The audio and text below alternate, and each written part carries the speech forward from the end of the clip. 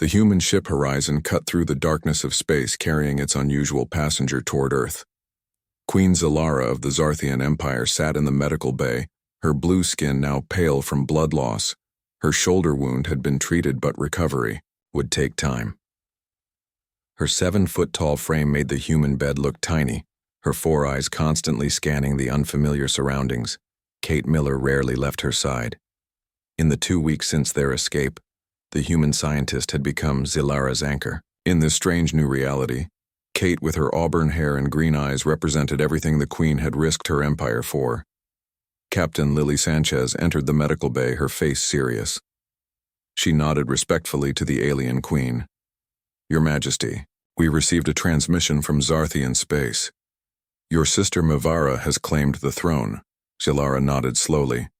"This is good news. Mivara is wise. Perhaps wiser than I was. She may listen to reason about relations with humans." "There's more," Lily continued. "General Droth has been executed for firing upon a vessel containing the Queen, even if that Queen was leaving voluntarily. Your sister has declared you alive but in exile. So I am no longer considered a traitor?" Zilara asked. "Officially, no, but unofficial channels suggest half the Empire views you as a deserter, while the other half believes you were kidnapped by humans. There are already factions forming. Your leaving has created quite the political situation." Kate took Zilara's large 4-fingered hand in her smaller 5-fingered one. "At least you're not condemned to death. That gives us options." Zilara smiled at the human notion of always finding hope. The Zarthian way would have been to accept fate and die with honor. But humans, Kate especially, always looked for another path. "We have a bigger problem," Lily said. "We're approaching Earth space and Command wants to know what to do with you. Your Majesty, no alien of your status has ever defected to Earth. The political implications are enormous." Zilara straightened her posture, royal training taking over. "I come bearing critical intelligence. The Zarthian High Council plans to invade Earth within 2 cycles, approximately 20 months in your time. They view humans as a resource, to be harvested, not as equals. They will not negotiate in good faith." Lily frowned. "That matches our intelligence reports, but having you confirm it changes everything. Command will want to debrief you immediately upon arrival. I will tell your leaders everything I know," Zilara promised. "But I must ask for protection, not just for myself but for Kate. They will blame her for my defection." "We take care of our own," Lily assured her. "As for you, Earth has protocols for high-value defectors. You'll be placed in protective custody until your status is determined." Kate looked alarmed. "She's not going to be treated like a prisoner." "Not a prisoner," Lily clarified. "A guest with security concerns, very high security concerns." As the horizon approached, Zilara watched the blue planet grow larger through the viewport. So small compared to Zarthia, yet home to these remarkable beings. Humans were physically weaker than Zarthians, but their adaptability and creativity made them dangerous opponents. Her people underestimated them, a mistake she hoped to correct before it led to war. The ship docked at the Orbital Defense Platform Alpha, a massive space station serving as Earth's first line of defense. A delegation of high-ranking military and diplomatic personnel waited for them. Zilara, dressed in modified human clothes that accommodated her larger frame, stood tall as the airlock opened. Kate at her side. The humans gasped at their first sight of the Zarthian Queen. Her blue skin, 4 eyes, and impressive height made her an imposing figure. A woman in a military uniform stepped forward. "I am Admiral Susan Davis, Earth Defense Force. Welcome to Earth, Your Majesty." Zilara performed the human gesture Kate had taught her, extending her hand. "I am Zilara, formerly Queen of the Zarthian Empire. I come seeking asylum and offering alliance." Admiral Davis shook the alien's hand, though her eyes remained cautious. "We have many questions, Your Majesty." "And I have many answers," Zilara replied. "But first I must know, will you grant protection to Kate Miller? She risked everything to help me." Dr. Miller was acting on her own against protocols. A stern-looking woman in a dark suit interjected. Her actions nearly triggered an interstellar incident. "And who might you be?" Zilara asked, her royal tone making it clear she was accustomed to respect. Eleanor Bishop, Director of Diplomatic Security. The woman answered, "And with all due respect, Your Majesty, humans who help alien monarchs desert their posts raise certain security concerns." Kate stepped forward. "I made a judgment call, Director. The Queen was going to be executed for suggesting peaceful relations with Earth. I considered that worth breaking protocol." Zilara placed a protective hand on Kate's shoulder. "Where I go, she goes. This is non-negotiable." Admiral Davis and Director Bishop exchanged glances. "Very well," Davis finally said. "You'll both be escorted to our secure facility in Montana for debriefing. The journey to Earth was Zilara's first experience with human gravity and atmosphere. The military transport that carried them from the orbital station to the surface gave her glimpses of blue oceans, vast forests, and sprawling cities so different from the regimented architecture of Zarthia. The Montana facility was located in a remote mountain region, surrounded by forests and protected by multiple security perimeters. To the Queen's surprise, their quarters were comfortable, almost luxurious. A large suite had been modified to accommodate her size with separate but connected rooms for Kate. "Is this how you normally treat prisoners?" Zilara asked, examining the spacious living area. "You're not prisoners," Admiral Davis clarified. "You're high-value guests, but for both your safety and ours, certain restrictions apply. You'll have limited access to communication networks, and you'll be accompanied by security personnel when moving around the facility." Over the next few days, Zilara spent hours in debriefing sessions detailing Zarthian military capabilities, political structures, and their plans for Earth. She explained the ruling hierarchy, the warrior culture that drove their expansion, and the resources they sought. "They view Earth primarily as a water source," she explained. "Zarthia is a dry world and water is our most precious resource. Your oceans represent unimaginable wealth." The human officials listened with growing concern as she outlined the invasion timeline. The first wave would be scouts disguised as traders. Zilara continued. They would identify key defense installations and infrastructure. Then the main fleet would arrive. They would offer peaceful terms at first, but those would be designed to be rejected, giving them justification for a full-scale attack. "With your knowledge, we can prepare," Admiral Davis said. "But preparation might not be enough. Your people possess technology far beyond ours." Zilara nodded. "This is true, but you have advantages they underestimate. They do not understand human adaptability or creativity. And now you have me. I know their tactics, their weaknesses." In private moments between debriefings, Zilara and Kate grew closer. The human scientist became the Queen's guide to Earth culture, explaining everything from food to entertainment to social customs. In return, Zilara shared stories of her world, her childhood on Zarthia, and the weight of ruling an empire. One evening, as they sat watching the sunset from their restricted balcony, Zilara confessed her fears. "I wonder if I made the right choice. My people may suffer under harsher rule without me. Mavara is kind, but she will be pressured by the military council, and now I have made your people targets." Kate took the Queen's large hand. "Your people were already planning to invade Earth.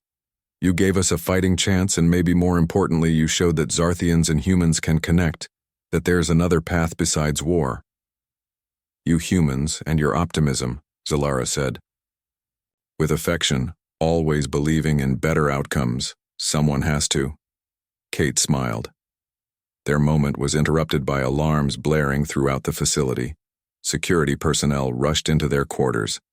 "What's happening?" Kate demanded. "Perimeter breach." One of the guards responded. "Multiple contacts were moving you both to the secure bunker." As they hurried through the facility, Zilara felt a familiar sensation, a subtle vibration in the air that humans couldn't detect. "Those are Zarthian scout ships," she said with certainty. "They have found me." The underground bunker hummed with activity as security personnel and military officials rushed to respond to the breach.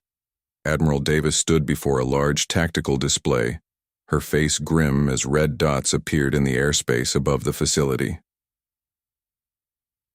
3. Zarthian scout vessels confirmed. A technician reported. They broke through our detection grid using some kind of stealth technology.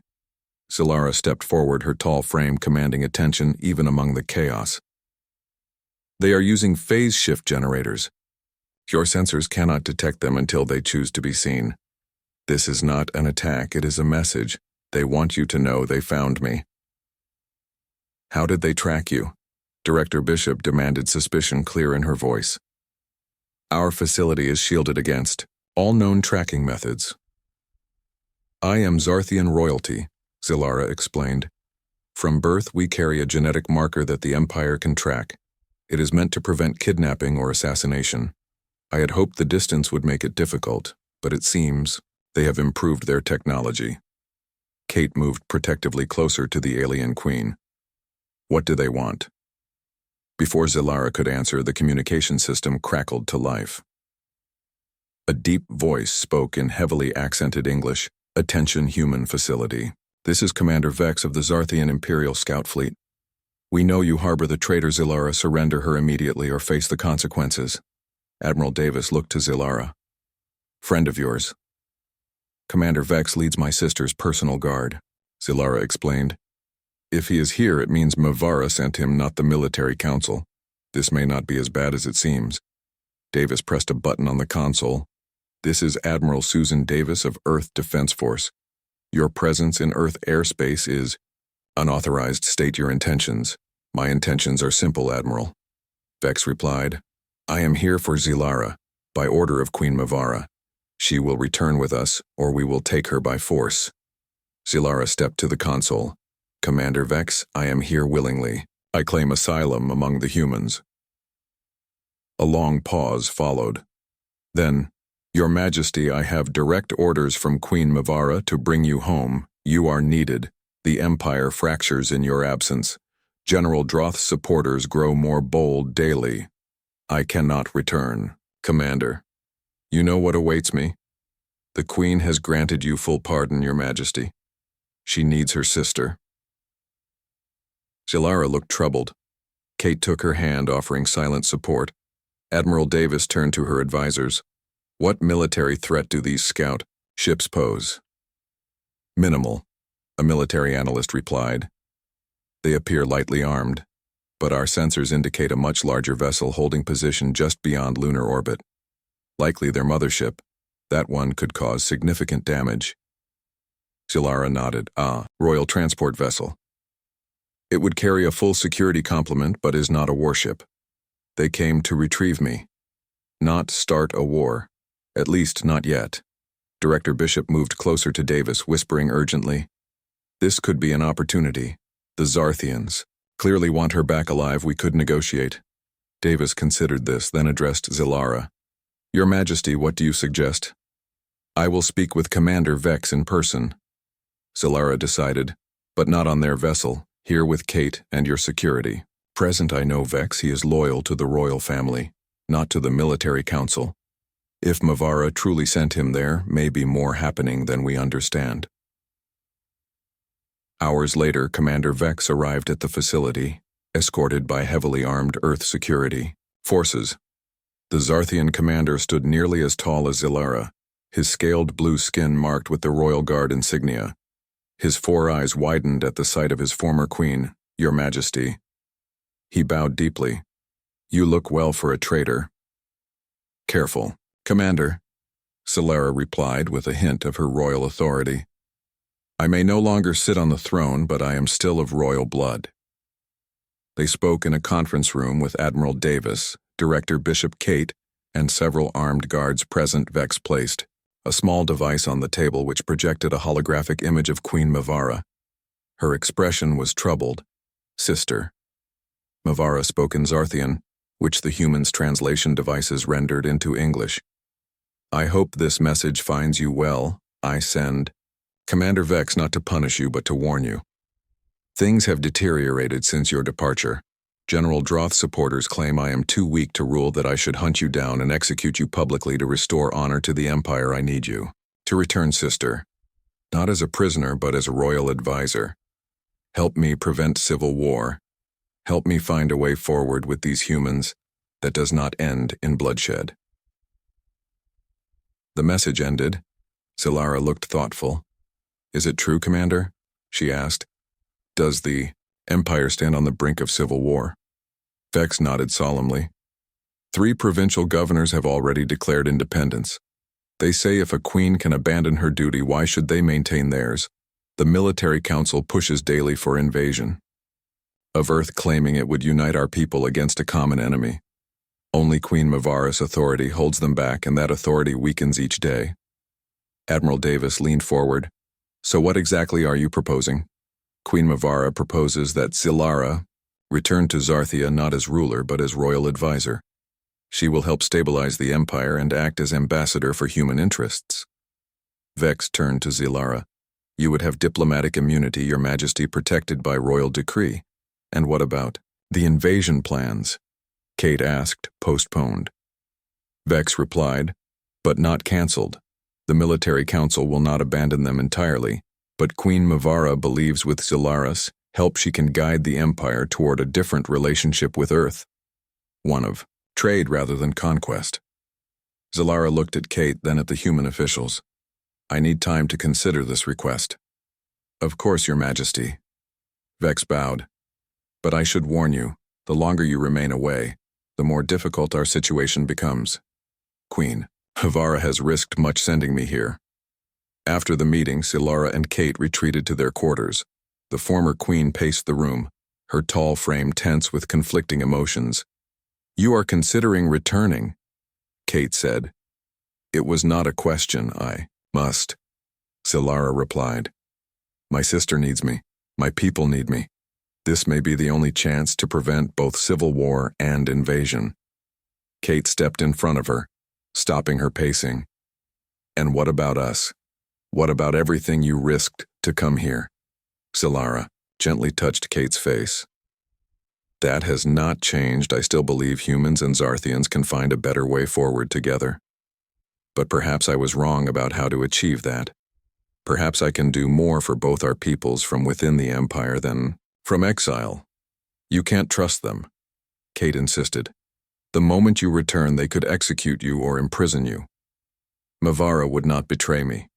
She is my sister. She is also a queen with an empire to protect. Zilara nodded. This is true, but I know my sister. If she gave her word, she will keep it, and Commander Vex would not have come himself if the offer were not genuine. He has been loyal to me since I was a child. Kate turned away, tears in her eyes. So you've decided then you're leaving? Zilara gently turned Kate back toward her. Not without you. I told you before, where I go, you go. That has not changed. But I will not force you. This must be your choice as well. Kate's eyes widened. You want me to go to Zarthia as my human advisor and liaison? Yes, Zilara smiled. Who better to represent Earth interests than the woman who taught a Zarthian queen to value human ways? Admiral Davis and Director Bishop will never agree. Actually, they might, Zilara said. Think of the intelligence value. A human on Zarthia with access to the royal court. They would be fools to refuse. Later that evening, they presented their proposal to the Earth officials. Admiral Davis looked skeptical. You want us to send Dr. Miller, our leading xenobiologist, to a potentially hostile alien world. I want you to send an ambassador, Zilara corrected. Someone who can speak for Earth interests and begin building the diplomatic bridges that will be necessary if we are to avoid war. Kate already understands Zarthian culture, and she has my personal protection. Director Bishop seemed more receptive. The intelligence value would be significant, and if we truly want to establish relations with the Zarthian Empire, this might be our best opportunity. It's too risky. Admiral Davis countered, We can't guarantee Dr. Miller's safety. With respect, Admiral, neither can you guarantee it here. Kate interjected. The Zarthians found this facility despite your best security measures. If they wanted to, they could have taken the Queen by force. Dr. Miller has a point, Bishop said, and she's volunteering. There is another factor to consider, Zilara added.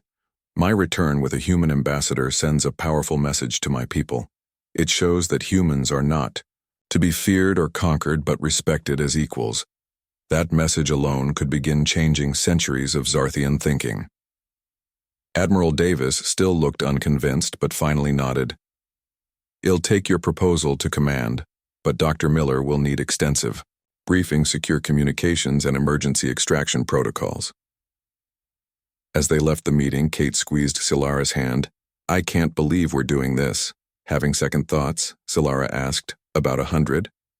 Kate admitted, "But also excitement, no." "Human has ever been to Zarthia," Silara smiled. "And no Zarthian queen has ever taken a human as advisor. The future unfolds in ways neither of us could have imagined." The Royal Zarthian transport ship Celestial Claw hung in space, its crystalline hull reflecting the light of distant stars. Kate Miller pressed her face against the viewport, watching as Earth shrank behind them. The blue planet that had been her home now looked like just another star in the vast darkness. "Second thoughts?" Silara asked, coming to stand beside her. The former queen had changed back into traditional Zarthian garments, her tall frame draped in flowing fabrics embedded with living crystals that pulsed with soft light. "A few," Kate admitted. "I've never been off Earth before, much less to another star system. The journey will take 7 days in hyperspace," Silara explained. "Plenty of time for you to prepare." Earth Command had eventually approved their mission, though not without conditions. Kate carried advanced communication devices implanted beneath her skin that would allow her to send encoded messages back to Earth. She also wore a special bracelet that contained emergency protocols, including a tracking device, and in Admiral Davis' words, other contingencies, which Kate suspected meant some sort of last resort weapon. Commander Vex approached and bowed to Zilara. "We are ready to enter hyperspace, Your Majesty." I'm no longer Queen Commander," Zilara reminded him. "Such formalities are unnecessary." "Old habits, Your Majesty," Vex replied, with what Kate had come to recognize as a Zarthian smile, a subtle movement of facial muscles around their 4 eyes. "The crew would find it difficult to address you otherwise. You have been our queen since most of them were hatchlings." As the ship accelerated toward hyperspace, Kate experienced a strange sensation, like her body was stretching in all directions at once. Then sudden stillness. The stars outside the viewport disappeared, replaced by swirling patterns of light. "Is it always like that?" she asked, feeling slightly nauseated. "The first jump is always uncomfortable for newcomers," Silara said sympathetically. "Your body will adjust." Over the next several days, Kate immersed herself in learning more about Zarthian culture with Zilara as her teacher. The former queen explained the complex hierarchy of Zarthian society, the importance of personal honor, and the religious beliefs that shaped their worldview. "Our people believe that strength is divine," Zilara explained as they shared a meal in her private quarters. "The strongest rule because they are closest to the gods. This is why physical combat remains part of our political system, why weakness is seen as moral failing." "No wonder they have trouble with the concept of cooperation," Kate remarked. "Yes. But there are changes happening. A growing minority, particularly among the younger generation, questions these beliefs. They see the success of other species like humans who thrive through collaboration rather than conquest. My sister Mavara is sympathetic to these views, which is partly why the military council distrusts her." As they neared Zarthian space, Zilara helped Kate prepare for her first meeting with Queen Mavara. "You must show strength but not challenge," she advised, as Kate practiced Zarthian court gestures. "Never lower all 4 eyes at once. That shows submission. Keep at. Please too focused on whoever addresses you." "That's easy since I only have 2 eyes," Kate joked. "A fair point," Zilara conceded with a smile. "Your alienness will actually work in your favor. The court will be so fascinated by you they may forget protocol themselves." The ship dropped out of hyperspace on the 7th day, revealing the Zarthian home system, a red giant star surrounded by 13 planets. The 4th planet, Zarthia Prime, glowed rust-colored with swirling white clouds. "It's beautiful," Kate whispered. "Very different from Earth," Zilara noted. Much drier, less surface water. The oceans cover only 20% of our world. Most of the planet is desert or rocky plains. The royal city is built around one of the few large freshwater lakes. As they descended toward the planet, Kate could see the truth of Zilara's words. The landscape below was predominantly red and brown, with occasional patches of purple vegetation, concentrated around thin blue lines that must be rivers. The royal city Carthaz spread out from a large circular lake, its buildings tall and angular, constructed from what appeared to be crystalline material similar to the ship. The celestial claw landed on a massive platform extending from a towering structure. Commander Vex approached, looking unusually tense. "Your Majesty, Dr. Miller. Queen Mivara awaits you in the Grand Hall. She requests your immediate presence." "Is something wrong, Commander?" Zilara asked, noticing his tension. "There have been developments. While we were retrieving you, several provincial governors have formed an alliance against the throne. They claim Queen Mivara is unfit to rule. The situation has deteriorated." Zilara straightened her posture, royal bearing taking over. "Then we should not keep my sister waiting." Kate felt eyes on her as they walked through the royal palace. Zarthian nobles and servants stopped to stare at the human walking beside their former queen. Many bowed to Zilara despite her insistence that she no longer held the throne. Others watched with suspicious eyes, clearly viewing both returnees as traitors. The Grand Hall took Kate's breath away. Massive columns of crystal rose hundreds of feet to a domed ceiling that somehow captured the light of the sun and scattered it in rainbow patterns across the floor. The throne itself was carved from a single massive crystal that pulsed with inner light. Queen Mivara sat upon it looking remarkably like Zilara, but with darker blue skin and ceremonial markings. Around her 4 eyes she rose as they entered. "Sister." Mivara called out, her voice echoing in the vast space. "You return at last." Zilara approached and performed the royal greeting, a complex gesture involving all 4 hands. "My queen, I answer your call." Mivara descended from the throne platform and embraced her sister, a gesture that caused murmurs among the court. Then she turned her attention to Kate. "And this is the human who stole my sister's heart." Kate performed the greeting Zilara had taught her, keeping 2 eyes firmly on the queen. "Your Majesty, I am Kate Miller, representing Earth. I come seeking understanding between our peoples." Mivara studied her with all 4 eyes. "You are smaller than I expected. We humans often surprise with our capabilities despite our size, Your Majesty." This earned an appreciative nod from the queen. "Well spoken. We have much to discuss, but not here too many ears." She gestured to a side entrance. "Come. The royal chambers are more suitable for private matters." In a smaller but no less impressive room, Mivara dismissed her attendants, keeping only her personal guards.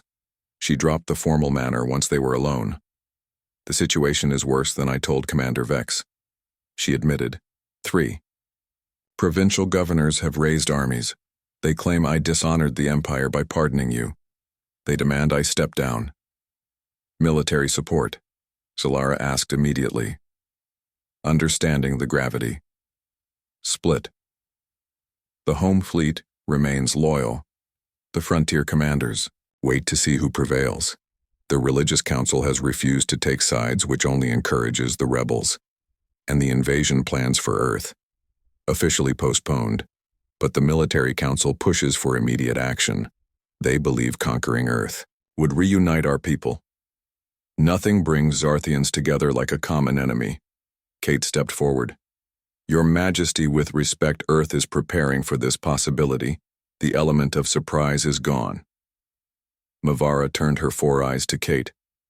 "Thanks. To my sister and you. Yes. But our military leaders believe even a prepared Earth would fall quickly. Your technology is centuries behind ours." "Technology isn't everything," Kate replied. "Humans are adaptable, creative. We find unexpected solutions, so, I have heard," Mivara said thoughtfully. "This is why I wanted my sister to return. She sees value in your kind beyond resources to be harvested." She turned back to Zilara. "I need your counsel, sister.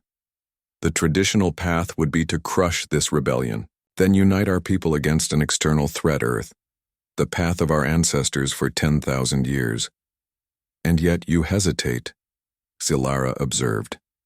I do. The old ways have served us well, but the universe changes. Our expansion cannot continue forever. Eventually, we will encounter a species that can destroy us. Then what, will our strength save us, or will we need allies? Kate watched this exchange with fascination. This was a side of Zarthian culture Zilara had only hinted at. A species at a crossroads, questioning their most fundamental beliefs. There is a third option, Zilara said carefully, one that honors our traditions while forging a new path. Both Mavara and Kate looked at her questioningly. The challenge of succession, Zilara said. An ancient tradition rarely invoked. I could challenge the rebel governors to ritual combat. My victory would restore honor to the throne without civil war. Mavara looked shocked. You would risk your life. I was queen. I trained in the ancient combat forms. As you did, it is my right to defend the honor of our bloodline. And if you lose, then the strongest rules as our traditions demand, but you as queen set the terms. Either way, the bloodshed of civil war is avoided. Kate grabbed Zilara's arm. This is madness.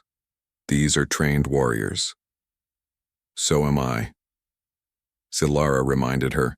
I did not become queen through birthright alone. Every monarch must prove their strength. Mavara considered this. The challenge has not been invoked in 7 generations, but it remains law. The governors could not refuse without losing all honor. She nodded slowly. It could work. But sister, the risk is mine to take. Zilara finished. For our people, for the future, I envision where Zarthia and Earth stand as allies, not enemies. The ritual chamber of the Zarthian royal palace hummed with ancient energy. Kate had never seen anything like it. Circular in design with stepped seating surrounding a central arena. The floor of the arena was made of some kind of reflective black stone that seemed to absorb light. Around the perimeter, glowing crystals pulsed in rhythm like a heartbeat. Queen Mavara sat on an elevated throne, her ceremonial armor glinting in the light. High-ranking Zarthians filled the chamber. Nobles, military, leaders, religious figures. All had come to witness the challenge of succession, a ritual not seen for 7 generations. Kate sat in a special section reserved for foreign dignitaries, though she was the only one present.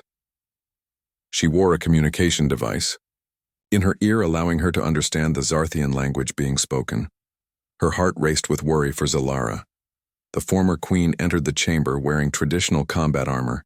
Fitted blue metal plates covered her vital areas while leaving, her limbs free for movement.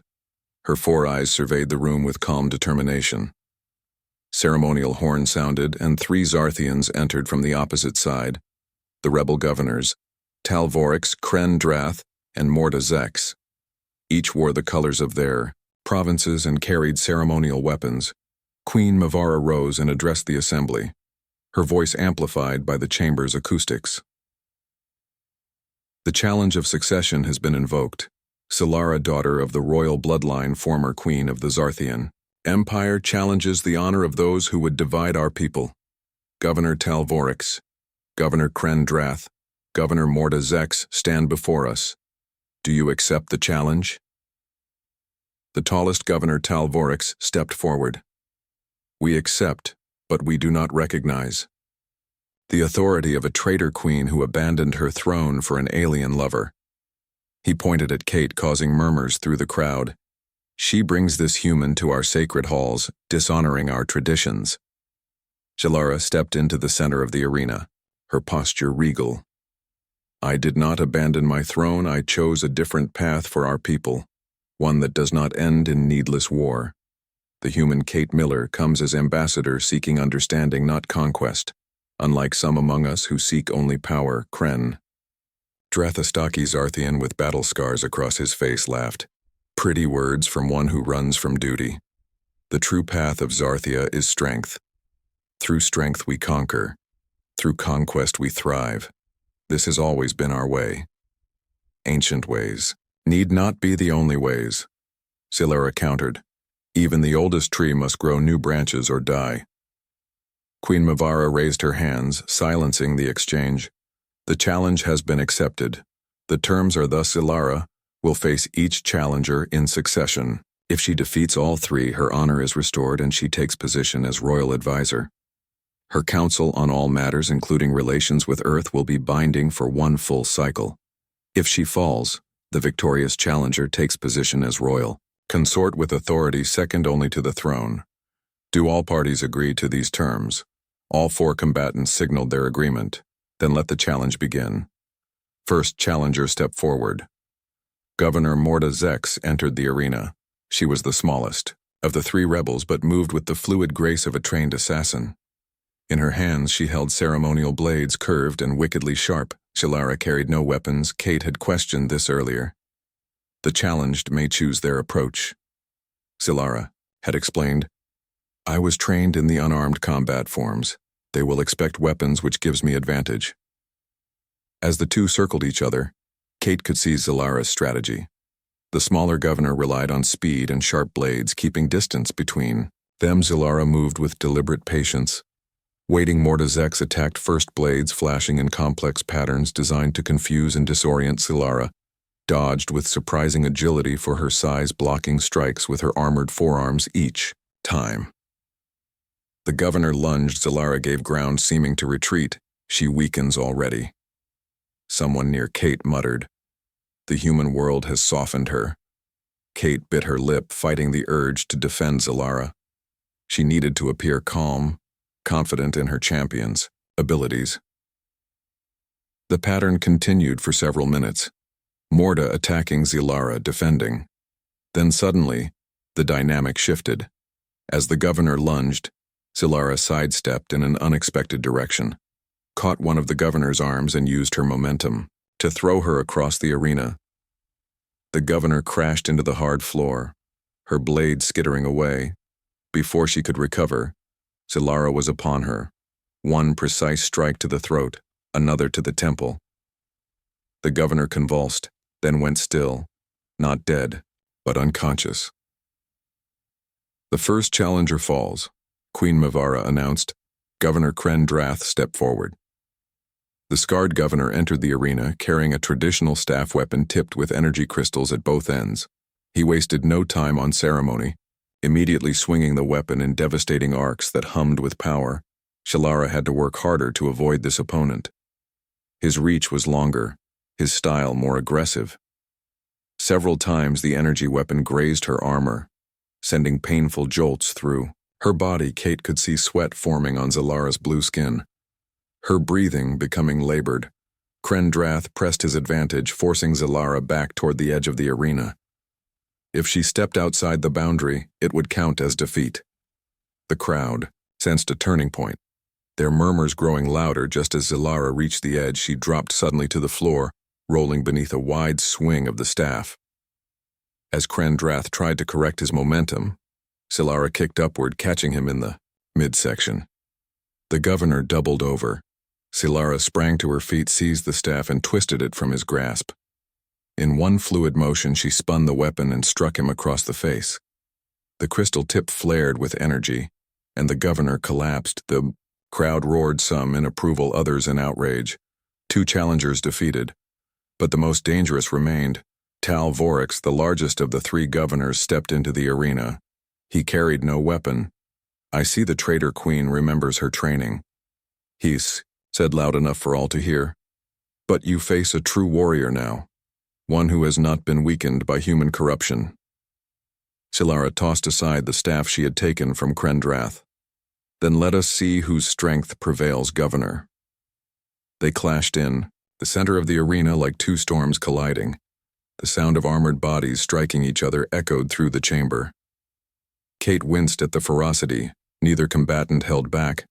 Vorix had the advantage of size and fresh strength. Zilara showed signs of fatigue from her previous bouts. The governor landed a powerful blow to Zilara's injured shoulder, causing her to stagger backwards. Kate gripped her seat, fighting the urge to intervene, knowing it would dishonor Zilara and invalidate the challenge. Vorix pressed forward, landing blow after blow. Zilara defended as best she could, but was clearly losing ground. Blood trickled from cuts on her face. Her breathing came in ragged gasps. "Submit, traitor." Vorax growled. "Admit your weakness." "Never." Zilara gasped. The governor seized her by the throat, lifting her off the ground. His four eyes blazed with triumph. "The human has made you soft. Your strength fades while mine endures. This is why we will conquer Earth. Their weakness infects like disease." Kate saw something change in Zilara's eyes at the mention of Earth. Despite the chokehold, she managed to speak. "You understand nothing of true strength." With a sudden burst of energy, Zilara brought both arms up, breaking the governor's grip. She dropped to the ground, rolled away, and rose to a fighting stance. The governor charged, but this time Zilara was ready. She sidestepped his rush, using his momentum against him, sending him stumbling forward. Before he could recover, she struck the back of his knees, forcing him down. Then her arm locked around his throat in a precise hold, targeting pressure points unique to Zarthian physiology. The governor struggled, then began to weaken. "Yield." Zilara demanded. "Death before dishonor." Vorax gasped. "Then unconsciousness will have to suffice." Zilara adjusted her hold, and within moments the governor went limp in her arms. The chamber fell silent, then erupted in sound. Some cheered, others protested. Queen Mavara rose, her presence commanding. "Order! The challenge is complete. Zilara has prevailed. All three challengers have fallen. By ancient law, her honor is restored. Her position as royal advisor is confirmed. Let all bear witness to the strength of the royal bloodline." Medical attendants rushed to the arena, removing the unconscious governors. Others came for Zilara, but she waved them away, walking under her own power toward Kate. Her armor was dented, her blue skin marked with cuts and bruises, but her eyes shone with victory. Kate embraced her, ignoring the shocked murmurs of the Zarthian nobles. "That was the most terrifying and impressive thing I've ever seen." Zilara managed to smile. "The first step only. Now the real challenge begins, changing the minds of my people." "Queen." Mavara approached them, her expression both relieved and concerned. "You have won, sister, but made dangerous enemies today. The governors will not forget this humiliation." "Then we must move quickly." Zilara replied. "My victory gives us time, but not much. We must begin the new path now before opposition forms." "What do you propose?" Mavara asked. "Call an imperial assembly, announce a new policy toward Earth, one of cautious alliance rather than conquest. Invite human representatives to address our people, show them that there is strength in cooperation, not just in dominance." The queen looked uncertain. "The military council will resist. Let them. Their influence weakens with each failed strategy. They promised easy conquests that never